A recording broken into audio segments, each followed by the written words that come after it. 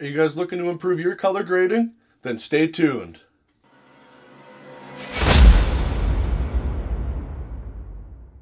How's it going, everybody, and welcome back to another episode of Frames Per Second. I'm your host, Ben Geard. Today we're going to be looking at color grading and how to use it to enhance your next project.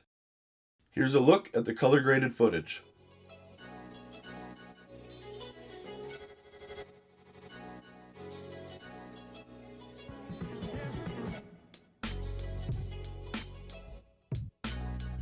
Okay, so first off, you're going to want to open up your project in Premiere Pro, drag it down in your timeline.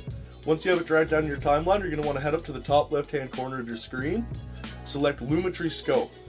Using Lumetri Scope will really help when it comes to ensuring that you have a well-balanced image, well-color grading.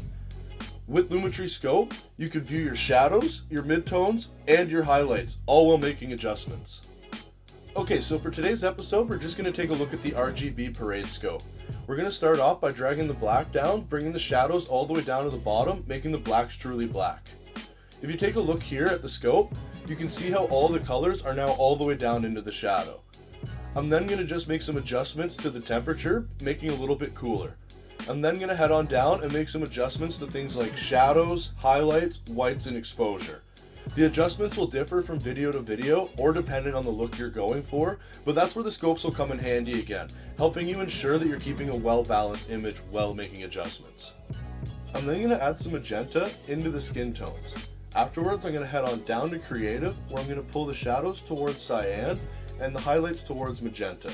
I'm then going to head on down to color wheel, where I'm going to adjust the shadows, the midtones, and the highlights, bringing the shadows towards cyan and the highlights towards magenta.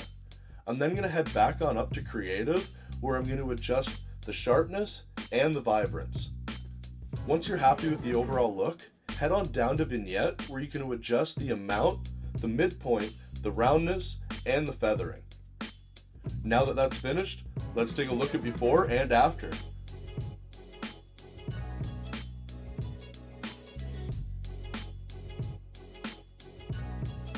Well, thank you guys so much for joining me on another episode of Frames Per Second. I really hope you guys enjoyed the episode and found the tips helpful. If you guys enjoyed, please subscribe, hit that like button, leave me a comment letting me know what you guys thought about the episode or anything you'd like to see in any future episodes. And as always, I'll be looking forward to seeing you guys next time.